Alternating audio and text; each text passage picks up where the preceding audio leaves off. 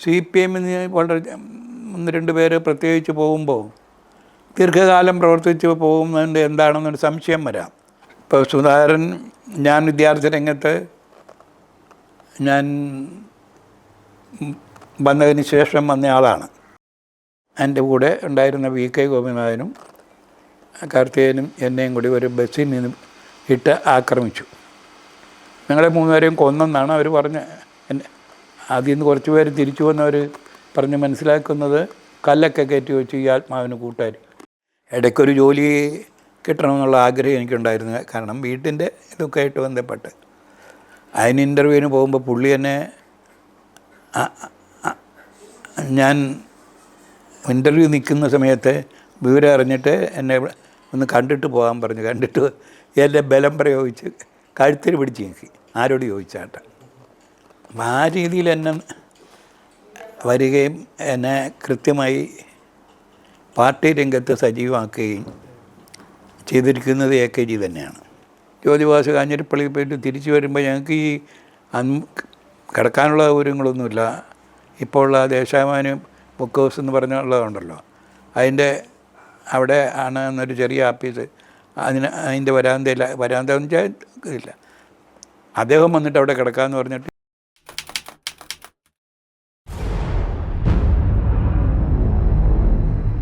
തെരഞ്ഞെടുപ്പിൻ്റെ ആദ്യകാലം എന്ന് പറഞ്ഞാൽ ഞങ്ങളെല്ലാം ഏതാണ്ട് കുഞ്ഞുങ്ങളായിരിക്കുമ്പോൾ മുതൽ തെരഞ്ഞെടുപ്പ് പ്രവർത്തനത്തിൽ വന്നിട്ടുണ്ട്. പക്ഷേ ആ കഴിഞ്ഞ് ഞാൻ മത്സരിക്കുന്നത് 1980 എന്നുള്ളത് ഉള്ളത് പ്രത്യേകത.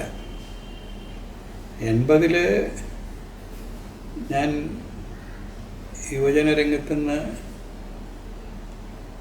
പാർട്ടി രംഗത്ത് ശ്രദ്ധ കേന്ദ്രീകരിച്ച് പ്രവർത്തിക്കാൻ തുടങ്ങിയപ്പോൾ ശേഷമാണ്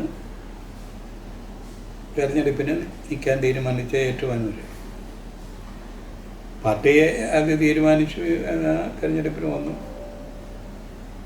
അതിൽ പ്രത്യേകിച്ച് അന്ന്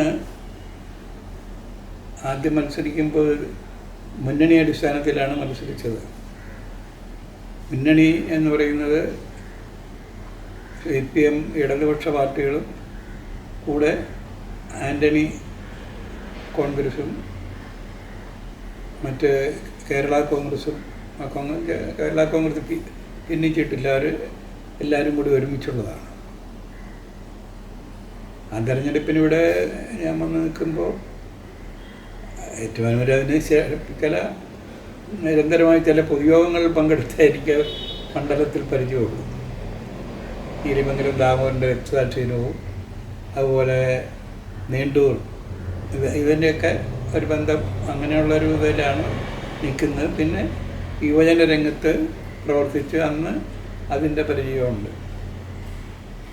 ഇവിടെ വന്ന് എന്നെ സ്ഥാനാർത്ഥിയാണെന്ന് തീരുമാനിച്ചപ്പോൾ വന്ന് പ്രത്യേകിച്ച് അത് നോമിനേഷൻ കൊടുത്തു എന്നുള്ളതല്ലാതെ പിന്നെ അതിൻ്റെ പ്രവർത്തനങ്ങളെല്ലാം പാർട്ടിയും മുന്നണിയും കേന്ദ്രീകരിച്ചാണ് നടന്നത്.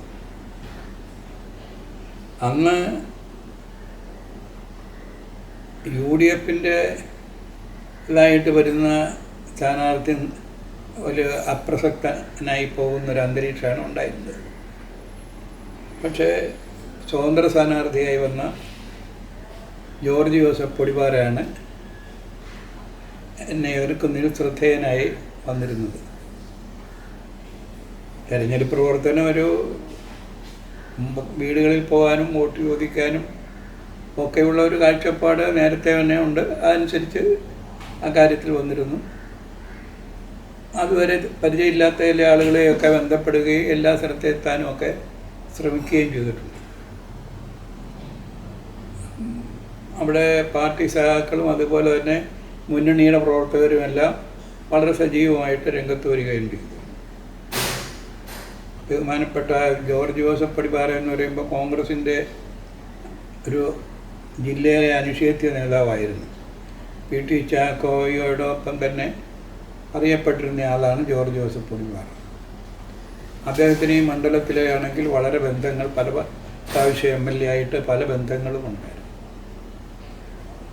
ആ രീതിയിൽ ആ മത്സരം വളരെ ശക്തിയായിട്ട് വരികയും ചെയ്തു. അദ്ദേഹത്തിൻ്റെ ശൈലിയും പ്രവർത്തന രീതിയുമൊക്കെ ഒരു പ്രത്യേക രീതിയിലാണ്. നമ്മൾ ആ രീതിയിലുള്ള ഒരു സമീപനത്തിനോട്ട് പോയിരുന്നില്ല. തെരഞ്ഞെടുപ്പ് ശക്തിയായി വന്നു. ഓരോ സ്ഥലത്തെ അനുഭവങ്ങളും പ്രത്യേകതയും ഒക്കെ ആയിട്ട് ഈ മണ്ഡലം എന്ന് പറയുന്നത് കുമരകം തിരുവാർപ്പ് ഈ മണ്ഡലത്തിലില്ല. അന്ന് കുമാരനെല്ലൂർ, ഇപ്പം കോട്ടയം മുനിസിപ്പാലിറ്റിയുടെ ഭാഗമായ കുമാരനെല്ലൂർ പഞ്ചായത്ത് അതിലുണ്ട് തന്നെ. അപ്പോൾ അതിൽ ഇടതുപക്ഷത്തിന് മുൻതൂക്കം ഉണ്ടായിരുന്നത് ഈ പഞ്ചായത്ത്, അയ്മനം പഞ്ചായത്തും പിന്നെ കുമാരനെല്ലൂരും ഒക്കെയാണ്. അതേസമയം അതിരമ്പുഴ തുടങ്ങിയ സ്ഥലങ്ങളിലൊക്കെ UDF വൻ സ്വാധീനം ഉണ്ടായിരുന്നതാണ്. ആ പ്രവർത്തനത്തിലും അതിൻ്റേതായ ചില പ്രശ്നങ്ങളൊക്കെ ഉണ്ടായിരുന്നു. എല്ലായിടത്തും ഓടിയെത്താനും തെരഞ്ഞെടുപ്പ് പ്രവർത്തനത്തിനെയും ബന്ധപ്പെടാനും പിന്നെ പാർട്ടി നേതാക്കൾ തുടങ്ങിയവരൊക്കെ പ്രചരണ രംഗത്ത് സജീവമായിരുന്നു. ഞാൻ ഈ പ്രദേശങ്ങളിലാകെ നിൽക്കുമ്പോൾ പടിഞ്ഞാറൻ മേഖലയൊക്കെ വളരെ അവികസിതമായി നിൽക്കുന്ന ഒരു സ്ഥിതി ഉണ്ടായിരുന്നു. അതിൽ ഈ പഞ്ചായത്തിൻ്റെ പടിഞ്ഞാറേ ഭാഗത്താണെങ്കിൽ അവിടെ കായൽ നിലങ്ങളാണ്. ആ നിലങ്ങൾ പൊങ്ങി അവിടെ താമസിക്കുന്ന മനുഷ്യരാണ്. മുമ്പ് ഈ പഞ്ചായത്ത് കോട്ടയം മണ്ഡലത്തിനോട് ബന്ധപ്പെട്ട ഒരു കാലത്ത് കോട്ടയം ബാസി MLA ആയിരുന്നു. അന്നൊരു സ്കൂൾ അവിടെ അനുവദിച്ചിട്ടുണ്ടായിരുന്നു, LPS. അതിനുശേഷം വേറെ ഒന്നും അവിടെ പ്രത്യേകിച്ചുണ്ടായിരുന്നില്ല. അവിടെ ആ പ്രദേശത്തൊക്കെ വരുമ്പോൾ ആ ജനങ്ങൾ പൊതുവെ ഇടതുപക്ഷത്തിന് അനുകൂലമായിരുന്നു. അതുകൊണ്ട് തന്നെ എതിരായിട്ട് ആ പടിഞ്ഞാറൻ മേഖലയിൽ അന്നാരുമില്ല. വോട്ട് ചെയ്ത് വന്നപ്പോൾ ആ ബൂത്തിൽ നിന്ന് അങ്ങനെ ഒരു വളരെ ചുരുങ്ങിയ വോട്ട് മാത്രമാണ് എതിരാളിക്ക്. അങ്ങനെ ഒരു ബൂത്ത് വേറെ മണ്ഡലത്തിലുണ്ടായിരുന്നു. പക്ഷെ അവിടെ ആദ്യം വോട്ട് ചെയ്യാൻ പോകുമ്പോൾ ഒരു പ്രയത്നമുണ്ടായിരുന്നു. ഉച്ച സമയത്ത് വെള്ളം കുടിക്കണമെന്ന് പറഞ്ഞപ്പോൾ അവർ വെള്ളം ആദ്യം കൊണ്ടുവന്നു. കുടിക്കാൻ ശ്രമിക്കുമ്പോൾ അവർ പറഞ്ഞ് കുടിക്കേണ്ടതെന്ന്, പെണ്ണുങ്ങളൊക്കെ. അത് കാരണം വെച്ചാൽ അവിടെയെല്ലാം പെസ്റ്റിസൈഡ്സ് കെട്ടിക്കിടന്ന് പാടത്തെ വെള്ളമേ ഉള്ളൂ. അപ്പോൾ അത് ബാക്കി വെള്ളം അവർ വള്ളത്തെ കൊണ്ടുവരണം. അത് പിന്നീടാണ് അവിടെ ഒരു സംവിധാനമൊക്കെ ഉണ്ടായത്. പിന്നെ അവിടെ പെണ്ണുങ്ങൾ തന്നെ അത് കഴിക്കണ്ടെന്ന് പറഞ്ഞ് അവിടെ നിന്നവർ ഒരു കരിക്കിട്ട് തന്നു. അത് കഴിച്ച് അവിടെ നിന്നു. അതൊക്കെ ഒരു അനുഭവമാണ് അവിടെ ആ രീതിയിൽ വരുന്നത്. എല്ലാ സ്ഥലത്തും നടക്കുന്ന സ്ഥിതി ഉണ്ടായിരുന്നു. ഇവിടെ ഞാൻ മത്സരിക്കുമ്പം എന്നെ എതിർക്കുന്ന പൊടിപാറ അവതരിപ്പിക്കുന്നത് എന്നെ ഒരുത്തൻ ഇവിടെ വന്ന് എതിർക്കുന്നുണ്ട്, അയാൾ എന്ത് ജാതിയിലാവട്ടെന്ന് അറിയാൻ പാടില്ല, അയാളുടെ ശൈലി അതാണ്. ഇവിടെ നായരാണോ ചോവനാണോ പശുവനാണോ എന്നറിയില്ല, അങ്ങനെയാണ് പുള്ളിയുടെ ഭാഷ. അങ്ങനെയൊക്കെ അവതരിപ്പിക്കുന്ന രീതിയാണ്. ഞാൻ മത്സരിക്കുന്നിടത്ത് എങ്ങാണ്ടോ ഒരു സ്ഥലത്ത് ആളുകൾ എൻ്റെ പേരിൻ്റെ കൂടെ നായർന്ന് എഴുതി വെക്കുകയും ചെയ്തു. ഞാൻ അത് ഒഴിവാക്കണമെന്ന് പറഞ്ഞു. അപ്പോൾ അങ്ങനെ ആ തിരഞ്ഞെടുപ്പിൻ്റെ ഒരു അനുഭവത്തിലാണ് അതൊക്കെ. പിന്നെ എല്ലാ ആളുകളുമായിട്ട് വളരെ ഇതായിട്ടുള്ള ബന്ധവും അതനുസരിച്ച് നിൽക്കാനും ഒക്കെ ശ്രമിച്ചിട്ടുണ്ട്. അങ്ങനെയാണ് ആ തിരഞ്ഞെടുപ്പിനെ ഞാൻ നേരിടുന്നത്. തിരഞ്ഞെടുപ്പിൽ ഇടതുപക്ഷത്തിന് ഭൂരിപക്ഷം കിട്ടുകയും നായനാരുടെ നേതൃത്വത്തിലുള്ള മന്ത്രിസഭ രൂപീകരിക്കുകയും ചെയ്തു. ആ തെരഞ്ഞെടുപ്പിൻ്റെ പ്രവർത്തനത്തിൽ ആണ് ഏറ്റുമാനൂർ നിയോജകമണ്ഡലത്തിൻ്റെ ജീവിത പ്രശ്നങ്ങളും മറ്റു കാര്യങ്ങളുമൊക്കെ കൂടുതലെടുക്കാനും അതനുസരിച്ച് ബന്ധപ്പെടാനുമൊക്കെ കഴിയുന്ന ഒരു സ്ഥിതി ആ തെരഞ്ഞെടുപ്പ് പ്രവർത്തനത്തോടു കൂടി എന്താണ് ഈ സ്ഥലം എന്നുള്ള നിലയിൽ കൂടുതൽ ബോധ്യപ്പെട്ടത്. അതാണ് ആദ്യത്തെ തെരഞ്ഞെടുപ്പ്. പിന്നെ പല തെരഞ്ഞെടുപ്പിൽ നേരിട്ടു. ആ തെരഞ്ഞെടുപ്പിൽ അതായിരുന്നു അനുഭവം. ഞാൻ ഒരു ചെറിയ മാർജിനിൽ വിജയിക്കുകയും ചെയ്തു. പിന്നീടും പല തിരഞ്ഞെടുപ്പുകളെ നേരിട്ടല്ലോ. അപ്പോൾ അതിൻ്റെ അത് 2001 അവസാനം ചേട്ടൻ മത്സരിക്കുന്നത് മേഴ്സിരവിയോടാണ് തോന്നുന്നില്ല, കോട്ടയത്ത്. അതിനുശേഷം ഒരു തെരഞ്ഞെടുപ്പ് രാഷ്ട്രീയത്തിലേക്കൊന്നും അങ്ങനെ കാര്യം ഞാൻ നേരിട്ട് മത്സരിക്കുന്നില്ലല്ലോ. ബാക്കിയുള്ള തെരഞ്ഞെടുപ്പ് രാഷ്ട്രീയത്തിൻ്റെ എല്ലാ ഭാഗത്തും ഞാനുണ്ട്. അവസാനം ഞാനാണ് ഒരു 13 വർഷത്തോളം LDF കൺവീനറായിരുന്നു. അതിപ്പോൾ തെരഞ്ഞെടുപ്പിലെല്ലാം കൂടുതൽ പങ്കെടുക്കണമല്ലോ. മറ്റ് സ്റ്റേറ്റിൻ്റെ എല്ലാ പ്രദേശത്തും തെരഞ്ഞെടുപ്പ് പ്രവർത്തനത്തിൽ പോവുകയും ചെയ്തിട്ടുണ്ട്. അന്നത്തെ ഈ ആദ്യകാലത്ത് പോയ കാര്യങ്ങൾ, പല കുമരകത്ത് പോയ കാര്യങ്ങളൊക്കെ പറഞ്ഞില്ലേ? കുമരകത്തല്ല, വെള്ളത്തിൻ്റെ ആദ്യം ഈ പഞ്ചായത്തിൻ്റെ അപ്പുറമുള്ള കവണാറ്റങ്കരയ്ക്ക് അപ്പുറം. അപ്പോൾ അന്ന് ഈ പറഞ്ഞ പോലെ തന്നെ ഒത്തിരി നമുക്ക് മറക്കാൻ പറ്റാത്തത് എന്തെങ്കിലുമൊക്കെ നമുക്ക് അല്ല, ഒന്നാണ് ഞാൻ പറഞ്ഞത്. പിന്നെ ആളുകൾ ആർപ്പക്കര പഞ്ചായത്തിനാണ് അതിൻ്റെ, നിങ്ങളുടെ പഞ്ചായത്തിലെ അതിൻ്റെ നമ്മുടെ മഞ്ചാടിക്കരി, അതിൻ്റെ ഇടയിൽ മഞ്ചാടിക്കരി എന്നൊക്കെ പറയുന്നത് കരിയിൽ നിന്നും ഉയർന്നു വന്ന സ്ഥലമാണ്. അവിടെ ചില വീടുകൾ വരുമ്പോൾ പാർട്ടിക്കാരൊക്കെ ഒളിച്ചിരുന്ന സ്ഥലങ്ങളുമൊക്കെ ഉണ്ട് അവിടെ, വൈക്കത്തു നിന്നൊക്കെയുള്ള. അവിടെയൊക്കെ ചെല്ലുമ്പോൾ അവർ ആ പഴയ സ്ത്രീയുടെയൊക്കെ വലിയ കാര്യമായിട്ട് വന്നു. മാത്രമല്ല അവർ ചിലർ തെറ്റിദ്ധരിക്കുകയും ചെയ്തു. എൻ്റെ പേര് വിഷു എന്നാണ്. വേറെ വൈക്കത്ത് വേറെ വിഷുന്മാരുണ്ട്. ആ വിഷുനാണ് അവിടെ ഇരുന്നിട്ട് ഈ വളരെ പ്രായം കൊണ്ട് ആരാന്നറിയാതെ എന്നോട് സംസാരിച്ചവരും ഒക്കെ ഉണ്ട്. ഒരു പുതിയ അനുഭവമായിരുന്നു. അപ്പോൾ അങ്ങനെ ഉള്ള ഒരു സാഹചര്യം. ഏറ്റവും നേരിടുകയാണെങ്കിൽ പഴയകാല കമ്മ്യൂണിസ്റ്റ് പ്രവർത്തകരുടെ കേന്ദ്രങ്ങൾ പലതും ഉണ്ടായിരുന്നു. അന്ന് ഏറ്റുമാനൂർ അമ്പലത്തിൻ്റെയൊക്കെ ചുറ്റുപാടൊക്കെ ഇടത്തരക്കാരെല്ലാം മിക്കവാറും ഇടതുപക്ഷത്തിന് സഹായമായിരുന്നു. അതുകൊണ്ട് ആ വീടുകളിലൊക്കെ ചെല്ലുമ്പോൾ അതിൻ്റെ ഒരു അനുഭവങ്ങളൊക്കെ അതിപ്പോഴും അങ്ങനെയുള്ളൊരു ബന്ധങ്ങളൊക്കെ ഉണ്ട്. അതാണ് പൊതുവെ അതിനെക്കുറിച്ച് പറയാൻ എനിക്കുള്ളത്. നമുക്ക് കായികമായിട്ടൊക്കെ ആളുകളുടെ ഒരു എതിർപ്പൊന്നൊക്കെ ഉണ്ടായിരുന്നു. അത് സ്വാഭാവികമായിട്ടുണ്ടാവുമല്ലോ. ഇപ്പോൾ 60-ലെ തെരഞ്ഞെടുപ്പിൽ അതും പറഞ്ഞ് ഞാനില്ലല്ലോ. 60-ലെ തെരഞ്ഞെടുപ്പിലാണ് നീലിമംഗലം ദാമോദരനെ തല്ലിക്കൊല്ലുന്നത് അവിടുന്ന്. അപ്പോൾ ആ തെരഞ്ഞെടുപ്പ് കഴിഞ്ഞ് തെരഞ്ഞെടുപ്പ് വിജയത്തിൻ്റെ പ്രവർത്തനത്തിലാണ് അങ്ങനെ ആക്രമിക്കപ്പെട്ടത്. അങ്ങനെയുള്ള ചെറിയ സംഘടനകളൊക്കെ ഇടയ്ക്കൊക്കെ ചിലയിടത്തൊക്കെ ഉണ്ടാകാറുണ്ട്. ഇന്നത്തെ കാലത്ത് ഇപ്പോൾ നമ്മുടെ ഈ തെരഞ്ഞെടുപ്പ് അടുത്തോടുകൂടി എല്ലാ രാഷ്ട്രീയ പാർട്ടികളും, ഇപ്പം നമ്മൾ ഒരു പാർട്ടി എന്നല്ല, എല്ലാ രാഷ്ട്രീയ പാർട്ടികളിലും ആളുകൾ വേറൊരു മുന്നണിയിലേക്ക് പോകുന്നു, മത്സരിക്കുന്നു. ആ ഒരു അവസ്ഥ അന്നത്തെ കാലത്ത് അങ്ങനെ എന്തെങ്കിലും ഇപ്പോൾ ഇത്ര കാര്യമായിട്ടുള്ള കാര്യങ്ങളൊന്നും ഇത്ര പ്രചരണങ്ങൾ വരികയല്ല. എന്നാലും അന്നൊക്കെ ഈ പാർട്ടി ചിലതിലൊക്കെ മാറുന്ന സ്ഥിതി ഉണ്ടാവും. പക്ഷേ ഇടതുപക്ഷത്തിൻ്റെ അടുത്തുനിന്ന് അങ്ങനെയുള്ള മാറ്റങ്ങൾ ചുരുക്കമാണ്. അത് പ്രത്യേകിച്ച് കമ്മ്യൂണിസ്റ്റ് പാർട്ടി രണ്ടായി മാറിയപ്പോൾ അതിൻ്റെ അതായ ചില പ്രശ്നങ്ങൾ ഉണ്ടായിട്ടുണ്ട്. പിന്നെ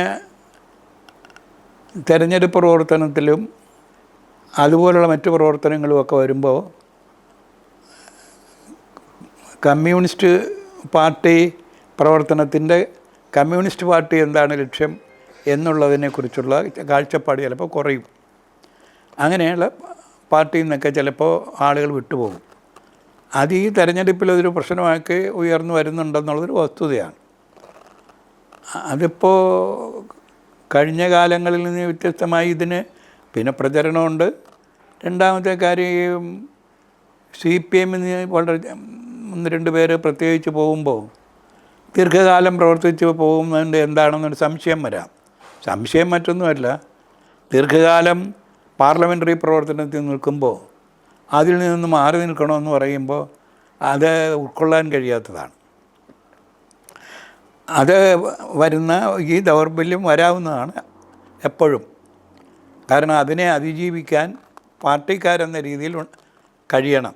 അത് കഴിയാത്തതാണ് ഇപ്പോൾ ഉണ്ടായ സംഭവങ്ങൾക്ക് കാരണം. അതായത് ഇപ്പോൾ സുധാകരൻ, ഞാൻ വിദ്യാർത്ഥി രംഗത്ത് ഞാൻ വന്നതിന് ശേഷം വന്ന ആളാണ്. ഞാൻ സുധാകരനെ പരിചയപ്പെടുന്നത് SN കോളേജിൽ അവിടെ ഒരു അധ്യാപക സമരത്തിന് അതിൻ്റെ സഹായ സമിതി കൺവീനറായി സുധാകരൻ വിദ്യാർത്ഥി പ്രതിനിധിയായിട്ട് വരുമ്പോഴാണ്. അത് കഴിഞ്ഞ് സുധാകരൻ നന്നായി വർക്ക് ചെയ്തു, വിദ്യാർത്ഥി രംഗത്ത് വളരെ ഉയർന്നു വന്നു. പിന്നീട് ആ പ്രവർത്തനങ്ങൾ മുന്നോട്ട് വന്നു. മർദ്ദനങ്ങൾ നേരിട്ടു, ജയിൽവാസം അതൊക്കെ നേരിട്ട് അയാളുടെ സഹോദരനാണെങ്കിൽ രക്തസാക്ഷിയാവുകയും ചെയ്തു. അവിടെ നിന്ന് വന്ന് സുധാകരൻ പിന്നെ വിദ്യാഭ്യാസ രംഗത്ത് സജീവമായി സർവകലാശാല സെനറ്റ്, സിൻഡിക്കേറ്റ് ഒക്കെ വർക്ക് ചെയ്തു. MLA ആയി, മന്ത്രിയായി. അപ്പോൾ അതിൻ്റെ ഒരു തുടർച്ച അങ്ങോട്ട് മുന്നോട്ട് വന്നിട്ട് പിന്നീട് പാർട്ടിയിൽ നിന്നൊരു തീരുമാനം വന്നു. ഒരു 75 വയസ്സ് കഴിഞ്ഞവരിൽ ചുരുക്കം പേര് പിന്നെ വർക്ക് ചെയ്യാൻ കഴിയും. അവരുടെ ആ ചുമതല ഒന്ന് മാറ്റിവെക്കണം. ഞാനൊക്കെ സെൻട്രൽ കമ്മിറ്റിയിൽ ഇരിക്കുമ്പോഴാണ് ഞങ്ങളുടെ ഈ തീരുമാനം ഞങ്ങളൊക്കെ കൂടി എടുക്കുന്നത്. അത് എന്തോ ഞാൻ ഈ പറഞ്ഞ പോലെ തുടർച്ചയായിട്ട് ഈ പ്രക്രിയയിൽ പങ്കെടുത്തിട്ട് അവസാനം മാറി നിൽക്കണമെന്ന് പറയുമ്പോൾ എനിക്കും മനസ്സിലാകുന്നില്ല അദ്ദേഹം പഠിപ്പിച്ചുകൊണ്ടിരുന്നത് എന്താണെന്ന്. സുധാകരൻ നന്നായി പാർട്ടി ക്ലാസ്സൊക്കെ എടുക്കുന്ന ആളാണ്. പക്ഷേ അതിൽ നിന്നെല്ലാം വ്യത്യസ്തമായി അദ്ദേഹം ഈ തെരഞ്ഞെടുപ്പിൽ നിന്നു. അതൊരു ഇടതുപക്ഷ ആശയത്തിനെയും പ്രസ്ഥാനങ്ങളെയും എതിർക്കാൻ ഒരു സഹായകരമായ സമീപനമാണെന്ന് മാത്രമേ ഉള്ളൂ. ദൗർബല്യം എപ്പോഴും വരും. പാർട്ടിക്കകത്ത് ഇതിനേക്കാൾ ഉന്നതന്മാർ ചിലപ്പോൾ വിട്ടുപോയിട്ടുണ്ട്. പക്ഷേ അത് പാർട്ടിയെ എതിർക്കാനും പാർട്ടിയുടെ ആശയങ്ങളെ എതിർക്കാനും ഒരു മാർഗമായി ഇത് ഉപയോഗിക്കുന്നു. സുധാകരൻ നിരന്തരം പറയേണ്ട ആശയത്തെ ഞാൻ എതിർക്കുന്നില്ല എന്നൊക്കെ. അവിടെ എവിടെയോ ക്രിമിനൽ വൽക്കരിക്കപ്പെട്ടു എന്നാണ് പറഞ്ഞത്. അത് ഞങ്ങളെല്ലാവരെയും ഈ സാമൂഹിക വ്യവസ്ഥയ്ക്കെതിരായി സംസാരിക്കുമ്പോഴൊക്കെ ഞങ്ങളെ എല്ലാം ക്രിമിനലുകളെന്ന് നിലനിൽക്കുന്ന ഈ ഭരണകൂടത്തിൻ്റെ വക്താക്കൾ എപ്പോഴും പറഞ്ഞിട്ടുള്ളതാണ്. അത് എന്തിനാ അത് സ്വാഭാവികമായിട്ട് അതിൻ്റെ വക്താവായ സുഹൃത്ത് മാറി. അതാണ് ഉണ്ടായിട്ടുള്ളത്. പാർലമെൻ്ററി മോഹങ്ങൾ വന്നു കഴിഞ്ഞാൽ പിന്നെ അതിൽ നിന്ന് പോരുന്ന കാര്യം പറഞ്ഞല്ലോ. വിഷ്ണു ചേട്ടൻ ഒരു 60ാമത്തെ വയസ്സിലാണ് തോന്നുന്നു അവസാനം മത്സരിക്കുന്നത് അല്ലേ? 2001 എന്ന് പറയുമ്പോൾ ഇപ്പോൾ ഒരു 60 വയസ്സ്. അതിനുശേഷം തെരഞ്ഞെടുപ്പിലേക്ക് അങ്ങനെ പാർലമെൻ്ററിയിലേക്ക് വന്നിട്ടില്ല. അത് സ്വയം അന്നൊന്നും അങ്ങനെ ഒരു പാർട്ടി എടുത്ത തീരുമാനമായിരുന്നു, അല്ലെങ്കിൽ ഇനി അത് വേണ്ട എന്ന് അങ്ങനെ ഒരു അല്ലേ? അന്ന് പാർട്ടി തീരുമാനിച്ച് എന്നോട് അവിടെ നിർത്തുക നിൽക്കാൻ. സത്യത്തിൽ എനിക്ക് ശാരീരികമായും ബുദ്ധിമുട്ടുണ്ടായിരുന്നു. അതുകൊണ്ട് അന്ന് പാർട്ടി ഒരു തീരുമാനമെടുത്ത് എന്നെ നിർത്തിയതാണ്. അപ്പോൾ അതുകൊണ്ട് പാർട്ടി തീരുമാനം അനുസരിച്ച് അവിടെ മത്സരിച്ചതുമാണ്. പിന്നീട് അങ്ങോട്ട് എനിക്ക് സത്യത്തിൽ പിന്നീട് വന്ന ബുദ്ധിമുട്ട് എന്താണെന്ന് വെച്ചാൽ ഞാൻ കുറേയേറെ മർദ്ദനം ഏൽക്കേണ്ടി വന്നതിൻ്റെ ആഫ്റ്റർ എഫക്റ്റ് ഉണ്ട്. ഞാൻ ഇപ്പോൾ 69 താലൂക്ക് ഓഫീസ് പിക്കറ്റിങ്ങിന് ഏറ്റവും കൂടുതൽ മർദ്ദനം വൈക്കത്ത് ഏൽക്കേണ്ടി വന്നു. അപ്പോൾ വെടിവെപ്പൊക്കെ ഉണ്ടായതാണ്.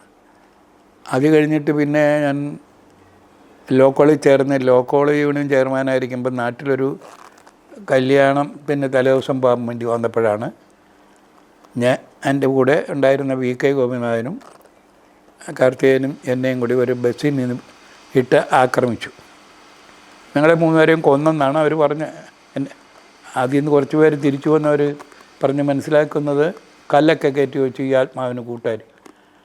ആ മർദ്ദനം എന്ന് പറഞ്ഞാൽ അതിരൂക്ഷമായിരുന്നു. അത് പിന്നെ കഷ്ടിച്ച് ഇപ്പോൾ മെഡിക്കൽ കോളേജ് 2 മാസം കിടന്നിട്ട് പിന്നെ CVN കളരിക്കാരാണ് നടത്തിയത്. അത് കഴിഞ്ഞ് നമ്മുടെ സാബുത്വം ജേക്കബില്ലേ, അല്ലാനുമില്ലേ, അയാളുടെ അച്ഛൻ ആണ്ട് ചികിത്സയുണ്ടായിരുന്നു. അങ്ങനെ ഇതിലാണ് ഞാൻ സ്റ്റെപ്പൊക്കെ കയറാൻ, ഇപ്പം സ്റ്റെപ്പ് കയറാനും പറ്റില്ല, അന്ന് കയറാൻ സാധിച്ചത്. അത് കഴിഞ്ഞ് പിന്നെ ഒരു എപ്പോഴും എന്തെങ്കിലും വന്നുകൊണ്ടിരുന്നു. അത് കുറേ കൂടിയായി. ഈ ഈ തെരഞ്ഞെടുപ്പിൽ. അതുകൊണ്ട് അതിൻ്റെ പ്രയാസങ്ങൾ എപ്പോഴും എനിക്കുണ്ടായിരുന്നു. അപ്പോൾ പ്രവർത്തനങ്ങളിൽ ഏർപ്പെടുമ്പോഴും ആ രീതിയിലുള്ള ബുദ്ധിമുട്ടുകൾ എപ്പോഴും വന്നുകൊണ്ടിരുന്നു. അതുകൊണ്ട് എനിക്ക് അങ്ങനെ തിരഞ്ഞെടുപ്പിന് നിൽക്കണേ അത് ഇത് മാത്രമായിരുന്നില്ല. ആദ്യം എന്നെ പ്രപ്പോസ് ചെയ്തത് വൈക്കത്തായിരുന്നു. അന്ന് വൈക്കത്ത് സംവരണ മണ്ഡലമല്ല. അപ്പോൾ 70 അന്ന് ഞങ്ങളൊക്കെ കൂടി കെ വിശ്വനാഥനെ സ്ഥാനാർത്ഥിയാക്കണമെന്ന് പറഞ്ഞാൽ ആവശ്യപ്പെട്ട് അങ്ങനെ സഹാവ് അങ്ങനെ ഒരു താല്പര്യമുള്ള ആളല്ല, ഒരു പൊതുപ്രവർത്തകർ യാത്ര പരിശോധന നിർബന്ധിച്ച് ഞങ്ങൾ നിർത്തി. അപ്പം സ്ഥാനാർത്ഥിയാകാനൊക്കെ അന്നൊന്നും അങ്ങനെ ഒരു ആഗ്രഹമൊന്നും ആ സമയത്ത് വന്നില്ല. ചെറുപ്പത്തിലേ വരുമ്പോഴും ഇങ്ങനെ സ്ഥാനാർത്ഥിയാകുമെന്നോ പാർട്ടിയുടെ നേതൃത്വത്തിൽ വരുമെന്നൊക്കെ ഒരു ധാരണയില്ലല്ലോ. ഞാൻ ചെറിയ ക്ലാസ്സിൽ വിദ്യാർത്ഥി SF ആയ ആളാണ്. അത് കഴിഞ്ഞ് അങ്ങോട്ട് മുന്നോട്ട് വരും. നാട്ടിൽ പാർട്ടിക്കാർ അവരെ ഒളിച്ചിരിക്കാനൊക്കെ വീടിൻ്റെ അടുത്തുള്ള ചെറിയ ചിറ്റമ്മയുടെ വീട്ടിലാണ് പലരും വന്നിരിക്കുക. അപ്പോൾ അതൊക്കെ അവരിങ്ങനെ പട്ടിണിയൊക്കെ കിടന്ന് ആണ് കാണുന്നത്. ആ സമയത്ത് ഉള്ള ഒരു മാനസികാവസ്ഥയും ഞാൻ അതുകൊണ്ട് തന്നെ പിന്നീട് പാർട്ടിയിലംഗത്വം വരുന്നത് എനിക്ക് 1 വർഷം താമസിച്ചാണ് കിട്ടിയത്. കാരണം അന്നൊക്കെ ഞങ്ങളുടെ പാർട്ടി മെമ്പർഷിപ്പ് എന്നൊക്കെ പറയുന്ന പ്രത്യേകിച്ച് രീതിയിലാണ്. അന്നേരമൊന്നും നമുക്ക് ഇതിനെക്കുറിച്ചുള്ളൊരു ധാരണയൊന്നുമില്ല. ഇങ്ങനെ അല്ല, പാർട്ടി ഒരു ചുമതല ഏൽപ്പിച്ചാൽ അതനുസരിച്ച് നിങ്ങൾ അത് കൂട്ടായി ചർച്ച ചെയ്യുക എന്നൊക്കെ ഉള്ളതല്ലാതെ അങ്ങനെ ഒന്നും ഉണ്ടായിരുന്നില്ല. ഇല്ലെന്നാണ് ഇപ്പോഴും എൻ്റെ ഒരു പൊതുധാരണ. ഇതിൽ ഏതെങ്കിലും എനിക്കങ്ങനെ തോന്നിയിരുന്നില്ല. പാർട്ടി ചുമതല വരുമ്പോൾ പിന്നെ അത് ഏറ്റെടുത്ത് കുറച്ച് ചെയ്യാൻ ശ്രമിച്ചിട്ടുണ്ട്. അന്ന് ഈ നമ്മൾ ഗുരുക്കന്മാരെന്നൊക്കെ പറഞ്ഞ പോലെ അന്ന് പാർട്ടിയിൽ ആരെങ്കിലുമൊക്കെ ഒരു ഗുരുസ്ഥാനീയനായിട്ടൊക്കെ ആരെങ്കിലും ഉണ്ടായിരുന്നു? ഒരു ആരാധനയോ അങ്ങനെ എന്തെങ്കിലും? ആരാധന അല്ലെങ്കിലും ജീവിതത്തിൽ മാർഗദർശികളായി പലരും ഉണ്ട്. നാട്ടിൻപുറത്ത് വന്നവർ ഞാൻ പറഞ്ഞല്ലോ, ഇങ്ങനെയുള്ള സാധാരണ പ്രവർത്തകരും അല്ലാത്തവരൊക്കെ ആയിട്ട് ഒളിവിലൊക്കെ ഉള്ളവരുണ്ട്. പിന്നെ ഞാൻ കുറേ കൂടി ഡെവലപ്പ് ചെയ്യുമ്പോൾ EMS മുഖ്യമന്ത്രി എന്ന രീതിയിലാണ് ആദ്യം കാണുന്നത്. പിന്നെ EMSനെ പാർട്ടി നേതാവ് എന്ന രീതിയിൽ കാണുമ്പോൾ അതൊരു വലിയ ആരാധനയോ ബഹുമാനമോ ഒക്കെ സ്വാഭാവികമായിട്ട് വരികയാണ്. കാരണം ഒരാൾക്കും ഇല്ലാത്ത രീതിയിലുള്ള സ്വഭാവവിശേഷങ്ങളൊക്കെ ഉണ്ട്. നമ്മളെ വിലയിരുത്താനും മനസ്സിലാക്കാനും നമ്മൾ ജീവിക്കുന്ന സമൂഹം അതൊക്കെ കൃത്യമായി അദ്ദേഹം എപ്പോഴും സജീവമായി പഠിച്ചുകൊണ്ടിരിക്കും. പിന്നെ നമുക്ക് ഒരു വലിയ അതിലെ ജീവിതത്തിൽ വരുന്നത് AKG ആയിട്ടുള്ള ബന്ധമാണ്. അത് AKGയുടെ അവസാന കാലം വരെ തുടരുകയും ചെയ്തു. വലിയൊരു മനുഷ്യസ്നേഹിയാണ്. മനുഷ്യസ്നേഹം നമ്മളെ മാത്രം സ്നേഹിക്കുന്നതല്ല, ആരെയും ആ രീതിയിൽ തന്നെയാണ്. തെറ്റെന്ന് തോന്നുന്നതിനെ ശക്തിയായിട്ട് എതിർക്കുകയും അതേസമയം ഈ രീതിയിൽ വരും. അപ്പം അതിൻ്റെ ഒരു ഉദാഹരണം, അദ്ദേഹം ആലുവയിൽ വെച്ച് അദ്ദേഹത്തെ അറസ്റ്റ് ചെയ്യുന്നുണ്ട്. എന്നിട്ട് പെരുമ്പാവൂർ ജയിലിൽ എടുത്തിട്ട് വൈക്കത്ത് ജയിലിലാണ് തിരിച്ചു കൊണ്ട് ഇടുന്നത്. അദ്ദേഹത്തിന് അവിടെ പരിചരിക്കാനും സഹായിക്കാനും വരുന്നത് കോൺഗ്രസിൻ്റെ നേതാക്കളാണ്, KPCCയുടെ നേതാക്കളൊക്കെ. അവരതിന് ശേഷവും ഞങ്ങളൊക്കെ ചെല്ലുമ്പോൾ അവർ കോൺഗ്രസ്സാണ്. പക്ഷേ AKG ആ രീതിയിലാണ്. ജീവിതത്തിൻ്റെ എല്ലാ മേഖലയിലും അങ്ങനെയാണ്. അതുകൊണ്ട് വ്യക്തിപരമായ ഒരു ജീവിതത്തിലും എനിക്ക് അദ്ദേഹത്തിനൊരു വലിയ കടപ്പാടാണ്. ഇടയ്ക്കൊരു ജോലി കിട്ടണമെന്നുള്ള ആഗ്രഹം എനിക്കുണ്ടായിരുന്നു. കാരണം വീട്ടിൻ്റെ ഇതൊക്കെ ആയിട്ട് ബന്ധപ്പെട്ട് അതിന് ഇൻ്റർവ്യൂവിന് പോകുമ്പോൾ പുള്ളി എന്നെ ഞാൻ ഇൻ്റർവ്യൂ നിൽക്കുന്ന സമയത്ത് വിവരം അറിഞ്ഞിട്ട് എന്നെ ഒന്ന് കണ്ടിട്ട് പോകാൻ പറഞ്ഞു. കണ്ടിട്ട് എൻ്റെ ബലം പ്രയോഗിച്ച് കഴുത്തിൽ പിടിച്ച് നോക്കി, ആരോട് ചോദിച്ചാട്ട.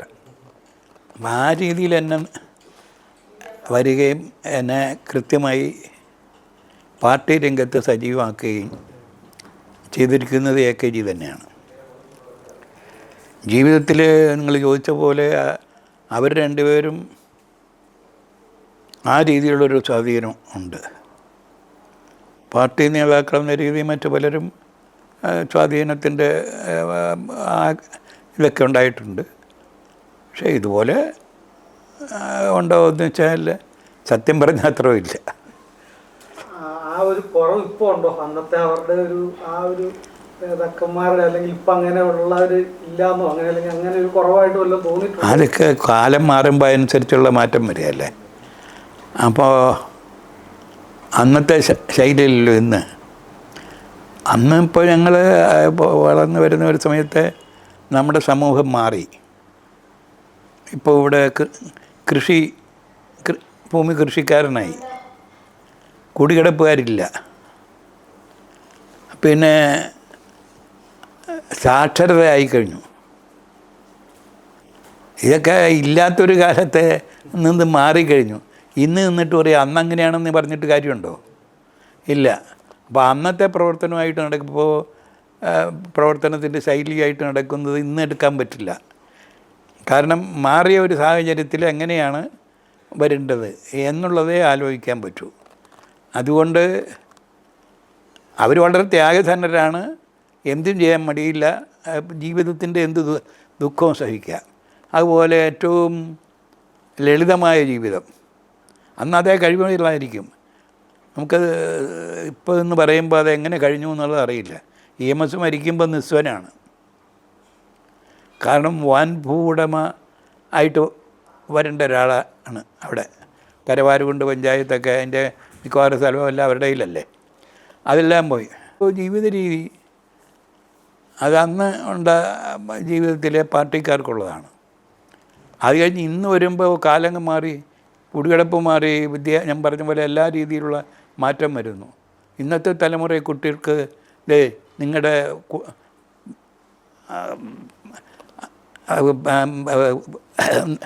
മുൻകാല ഉള്ളവരെല്ലാം ഇങ്ങനെയാണെന്ന് പറഞ്ഞാൽ അവർക്ക് മനസ്സിലാവുമോ? അവരങ്ങനെ അല്ലല്ലോ. ആ രീതി വന്നിട്ടുണ്ട്. പിന്നെ അവർക്ക് തൊഴിലിൻ്റെ പ്രശ്നമുണ്ട്, തൊഴിലെടുത്താൽ ജീവിക്കുന്നതിൻ്റെ പ്രശ്നമുണ്ട്.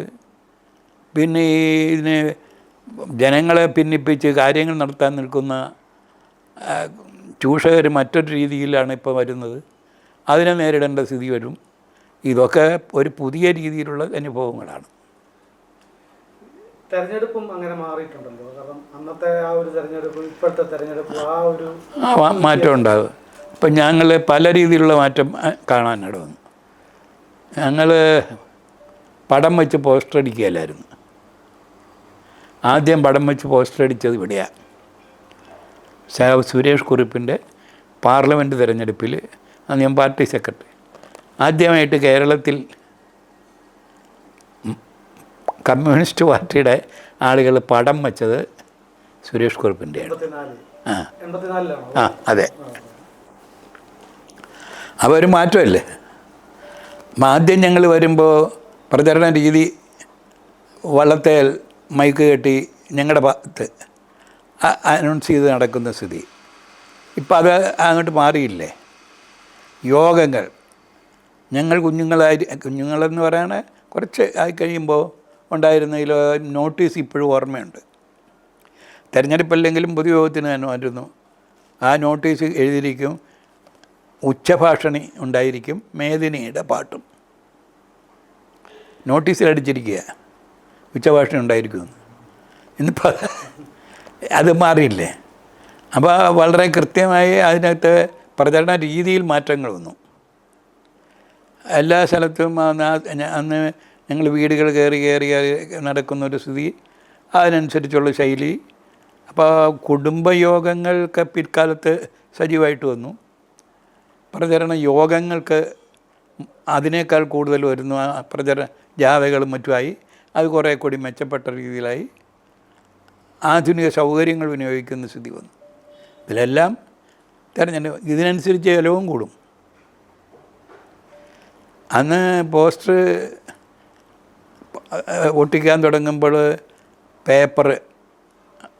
ന്യൂസ് പേപ്പറും കുറച്ചല്ലാത്ത പേപ്പറും എടുത്തിട്ട് അതിലെഴുതിയാണ് വയ്ക്കുന്നത്. പിന്നെ നല്ല ചുമരെഴുത്തായി തുടങ്ങി.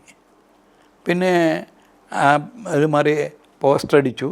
പറഞ്ഞ പോലെ പോസ്റ്റർ പിന്നെ പടം വെച്ചടിച്ചു. ഇതൊക്കെ നമുക്ക് കാണാൻ കഴിഞ്ഞു. പിന്നെ നമ്മുടെ സാങ്കേതിക വളർച്ചയനുസരിച്ച് പ്രചരണ രീതിയിലും മാറ്റം വന്നു. ഇപ്പം ഈ 2026 ഇലക്ഷൻ എങ്ങനെയുണ്ട്? കോട്ടയം ജില്ലയെ നമ്മൾ ഒന്ന് വിലയിരുത്തിയായിരുന്നു എങ്ങനെയുണ്ടെന്നുള്ള മൊത്തത്തിൽ അങ്ങനെ ഒരു വിലയിരുത്തൽ ഇപ്പം ഞാൻ സജീവമായിട്ട് വന്നിട്ടില്ല. പക്ഷേ കോട്ടയം ജില്ലയിൽ നല്ല രീതിയിൽ തന്നെ ഇടതുപക്ഷ ജനാധിപത്യ മുന്നണി ഈ തെരഞ്ഞെടുപ്പിൽ ജയിച്ചു വരും. അതല്ല എന്നുള്ളൊരു പ്രതീതി ഉണ്ടാക്കാൻ ശ്രമിക്കുന്നുണ്ടെന്ന് മാത്രമേ ഉള്ളൂ. കേരള കോൺഗ്രസ് ഇടതുപക്ഷ ജനാധിപത്യ മുന്നണിയിൽ ചേർന്നപ്പോൾ ഉണ്ടായിരുന്നത് അതിനേക്കാൾ മെച്ചമായിരുന്നു ഈ തെരഞ്ഞെടുപ്പിൻ്റെ ഫലം. കഴിഞ്ഞ പ്രാവശ്യം ഉണ്ടായിരുന്നതിനേക്കാൾ മെച്ചമായിരിക്കും. കാരണം കഴിഞ്ഞ പ്രാവശ്യം അവർക്ക് പ്രധാനപ്പെട്ട അവരുടെ 1-2 സീറ്റുകൾ നഷ്ടപ്പെട്ടിരുന്നു. അത് തിരികെ കിട്ടുമെന്നുള്ള നിലയാണ് ഇപ്പോൾ വന്നിട്ടിരിക്കുന്നത്. അന്നത്തെ 65 കാര്യം പറയാം. അത് പാർട്ടി രണ്ടായി CPM പ്രവർത്തിക്കാൻ തുടങ്ങി. CPM പ്രധാന പ്രവർത്തകരെ എല്ലാവരെയും അറസ്റ്റ് ചെയ്ത് ജയിലിലായിരിക്കുമ്പോഴാണ് അന്നത്തെ 65 തെരഞ്ഞെടുപ്പ് വരുന്നത്. അപ്പോൾ സഖാക്കൾ പ്രധാനപ്പെട്ടവരെല്ലാം ജയിലിലായിരുന്നുകൊണ്ട് തന്നെ പ്രവർത്തിക്കാനുള്ള പ്രത്യേകിച്ചും പ്രസംഗിക്കാനുമൊക്കെയുള്ള ആളുകളുടെ കുറവ് വന്നു. ഈ സമയത്താണ് ഞാൻ കോട്ടയത്ത് പ്രവർത്തന രംഗത്തേക്ക് വരുന്നത്. അവിടെ വെച്ചാണ് എൻ്റെ പേരിൽ വൈക്കം വിശ്വൻ എന്ന് കോട്ടയംകാരെ പേര് തന്നത്. ആ പേര് പിന്നീട് ഉപയോഗിച്ചത്. അത് രാവിലെ മുതൽ കാറിൽ കോർണർ യോഗങ്ങൾ നടക്കും. വൈകുന്നേരം ആകുമ്പോൾ പൊതുയോഗങ്ങൾ വേറെ ആവും. ഇന്നത്തേൽ നിന്ന് വ്യത്യസ്തമാണ് ആ പൊതുയോഗങ്ങളൊക്കെ. വൈകുന്നേരത്തെ രാത്രിയിലെ പൊതുയോഗത്തിന് പായുമൊക്കെ ആയിട്ടാണ് ആളുകൾ വരിക. അവിടെ പായൊക്കെ ആയിട്ട് ഒരു വീട്ടിൽ നിന്നുള്ളവരെല്ലാവരും കൂടി വരുന്നൊരു രീതിയിലൊക്കെ. അപ്പോൾ അങ്ങനെയുള്ള തെരഞ്ഞെടുപ്പിൻ്റെ രംഗത്ത് ഈ രാവിലെ മുതലുള്ള ഈ പ്രസംഗം എല്ലാം കഴിഞ്ഞ് വൈകുന്നേര പ്രസംഗങ്ങളാണ്. അതിൽ ആദ്യം തന്നെ കോട്ടയം നിയോജക മണ്ഡലത്തിൽ MK ജോർജാണ് ഞങ്ങളുടെ സ്ഥാനാർത്ഥി. കോട്ടയം ബാസിയാണ് CPIയുടെ, കോൺഗ്രസിൻ്റെ MP ഗോവിന്ദൻ നായരാണ്. അപ്പോൾ അതിൽ ആ തെരഞ്ഞെടുപ്പ് അതിശക്തിയായിട്ട് നടക്കുന്ന സമയത്ത് ഇതിൻ്റെ ഉദ്ഘാടന യോഗത്തിന് EMS ഉണ്ട്. EMS അപ്പം പുറത്തുണ്ട്. EMS വരുന്ന യോഗത്തിന് മുമ്പായിട്ട് CPIയുടെ ഒരു വലിയ യോഗം ഉണ്ടായിരുന്നു. യോഗം അവരുടെ നേതാക്കന്മാർ കൊണ്ട് വലുതായതാണ്. ആളാരുമില്ല. 120 മറ്റേ ഉള്ളൂ തിരുനക്കര. പിറ്റേ ദിവസമാണ് ഞങ്ങളുടെ EMS വരുന്നത്. ആ യോഗം എന്ന് പറഞ്ഞിട്ട് മൈക്കുകാരനെന്ന് അദ്ദേഹം പറഞ്ഞു EMS വരുന്നത് കൊണ്ട് തിരുനക്കര മൈതാനത്തല്ല അമ്പല മൈതാനത്തൊട്ടും കൂടി നമുക്കിത് വയ്ക്കണം, റോഡിലുമൊക്കെ വയ്ക്കണം. അപ്പോൾ എനിക്കത്ര ബോധ്യപ്പെട്ടില്ല. പക്ഷേ ഒരു 3:30 കഴിഞ്ഞപ്പോഴത്തേക്ക് ആളുകൾ വരാൻ തുടങ്ങി. റോഡും ഇതുമെല്ലാം നികഞ്ഞ്. ഞാനത് പറയാൻ കാരണം അത് കഴിഞ്ഞ് ആ യോഗം നടന്ന് EMS അങ്ങ് പ്രസംഗിച്ചു. പ്രസംഗം തീരുകയും ഈ ആളല്ല അതേപോലെ തന്നെ പിരിച്ചു പോയി. ഒരു പ്രത്യേകതയായിട്ട് എനിക്ക് തോന്നി. അപ്പോൾ അവിടെ അന്ന് ഞാനിങ്ങനെ എല്ലാ സ്ഥലത്തും സംസാരിക്കും. ഈ പുതുപ്പള്ളി മണ്ഡലത്തിലും കോട്ടയത്ത്. അതിൽ ഇങ്ങനെ ഈ ഇലക്ഷൻ സമാപന സമ്മേളനം നടക്കുകയാണ്. അത് കഞ്ഞിക്കുഴി വെച്ചാണ്, പിന്നെ പറഞ്ഞ ചന്തയിൽ വെച്ചാണ്. അവർ ജയിലിൽ പോയവരുടെ എല്ലാം കുടുംബാംഗങ്ങളൊക്കെ സ്റ്റേജിലുണ്ട്. അങ്ങനെയുള്ള പ്രസംഗമാണ്. ജ്യോതിബാസു ഉടനെ വരും. അതുകൊണ്ട് ഞാൻ ആ സമയം വരെ പ്രസംഗിക്കാൻ പറഞ്ഞ് പ്രസംഗിച്ചിട്ട് ഇതിട്ട് ജ്യോതിബാസു വരുന്നുമില്ല. അങ്ങനെ അത് നീണ്ടു പോയി. അതിൻ്റെ 4 മണിക്കൂറോ 4.5 മണിക്കൂറോ മറ്റോ വന്നു. പക്ഷേ ജ്യോതിബാസു വരുമ്പോൾ 15 മിനിറ്റ്സ് മോർ എന്ന് പറഞ്ഞു. അപ്പോൾ ഞാനാണേലും വിഷമിച്ചിട്ടുണ്ട്. അദ്ദേഹത്തിൻ്റെ കൂടെ വന്ന എൻ്റെ മഹാരാഷ്ട്രയിലുണ്ടായിരുന്ന സഖാവ് സുബ്രഹ്മണ്യം ഉണ്ടായിരുന്നു. അപ്പോൾ ഞാൻ പറഞ്ഞു സുബ്രഹ്മണ്യം പ്രസംഗിക്കുമെന്ന് പറഞ്ഞാൽ അയാൾ വലിയ ഒരു കലാകാരനൊക്കെ, അയാൾ പ്രസംഗിച്ചു. അത് കഴിഞ്ഞിട്ട് ജ്യോതിബാസും പ്രസംഗിച്ചു. അങ്ങനെ ഒരു അനുഭവം എനിക്ക് അക്കാര്യത്തിൽ എങ്ങനെയാണ്. പക്ഷേ ഒരു കണക്ക് കൂട്ടിയാൽ അതിൽ കൂടുതൽ ഓരോ ദിവസവും സംസാരിക്കുന്നുണ്ട്. പക്ഷേ അന്ന് ഒറ്റ യോഗത്തിൽ ഇത്രയും സംസാരിക്കേണ്ട സ്ഥിതി വന്നു. അത് കഴിഞ്ഞ് ജ്യോതിവാസ് കാഞ്ഞിരപ്പള്ളിയിൽ പോയിട്ട് തിരിച്ചു വരുമ്പോൾ ഞങ്ങൾക്ക് ഈ കിടക്കാനുള്ള സൗകര്യങ്ങളൊന്നുമില്ല. ഇപ്പോൾ ഉള്ള ദേശാഭിമാനി ബുക്ക് ഹൗസ് എന്ന് പറഞ്ഞുള്ളതുണ്ടല്ലോ, അതിൻ്റെ അവിടെ ആണ് എന്നൊരു ചെറിയ ആപ്പീസ്. അതിൻ്റെ വരാന്ത എന്ന് വെച്ചാൽ ഇല്ല. അദ്ദേഹം വന്നിട്ട് അവിടെ കിടക്കാമെന്ന് പറഞ്ഞിട്ട് ഞങ്ങൾ പിന്നെ അവിടുത്തെ ഹോട്ടൽ തൊഴിലാളികൾ അവിടെ ഉള്ള നമ്മുടെ ജില്ലാ സഹകരണ ആശുപത്രിയുടെ പുറകിലുള്ള ആനന്ദഭവനില്ലേ, അന്ന് ഈ ഇത്ര സൗകര്യമൊന്നും അവിടെ ഇല്ല. അതിൻ്റെ മുകളിലൊരു മുറിയുണ്ട്. അത് കിടക്കാൻ ഒന്നും അങ്ങനെ ഇല്ലെന്ന് തോന്നുന്നു. ഇത് അവിടെ കൊണ്ട് കിടത്തുകയൊക്കെ ചെയ്തത്. ഒക്കെ ആ തെരഞ്ഞെടുപ്പിൻ്റെ രംഗത്ത് ഒരു പുതിയ അനുഭവങ്ങളാണ്. ഇപ്പോൾ ചിങ്ങവനത്ത് യോഗം കഴിഞ്ഞ് യോഗം പിരിഞ്ഞിട്ട് എല്ലാവരും പോയി. ഞാനും PBR പിള്ള ഉണ്ടായിരുന്നു. PBR പിള്ള ഞങ്ങളെ ഭക്ഷണമൊന്നും കഴിച്ചിട്ടില്ല. അത് കഴിഞ്ഞ് ഞങ്ങൾ അവിടെ നിന്ന് നടന്ന് ഇവിടെ വന്ന് നമ്മുടെ ചന്ത ശീമാട്ടിയുടെ അവിടെ ചന്ത കവലയുണ്ടല്ലോ, അവിടെ ഒരു ശീമാട്ടിയുടെ ഇടയ്ക്കൊരു ചായക്കട ഉണ്ടായിരുന്നു. അപ്പോൾ PBR പിള്ള നേതൃത്വം കൊടുക്കുന്ന യൂണിയനിൽ ഒരു അംഗം അവിടെയുണ്ട്. അവിടെ വന്ന് അയാളോട് പറഞ്ഞ് ഞങ്ങളൊന്നും കഴിച്ചിട്ടില്ല എന്ന് പറയുമ്പോൾ ഒരു കട്ടൻ കാപ്പിയും ബോണ്ടയും അയാളും തന്നിട്ടുണ്ട് അന്നത്തെ ഭക്ഷണം. അങ്ങനെയൊക്കെ നടക്കാൻ കഴിയുമായിരുന്നു. അതിപ്പോൾ ASF വിട്ട് ഞാൻ ASF വിട്ട് KSF രൂപീകരണത്തിന് ഞാൻ തന്നെ മുൻകൈ എടുത്തിട്ടുണ്ട്.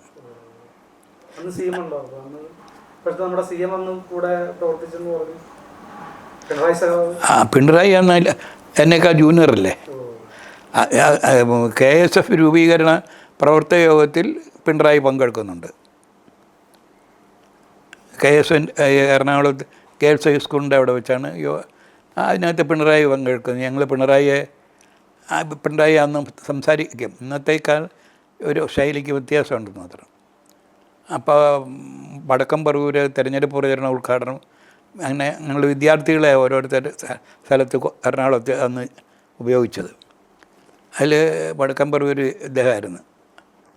പിന്നീട് ജസ്റ്റിസായി പോയ ഒരു വിൽസനായിരുന്നു സ്ഥാനാർത്ഥി.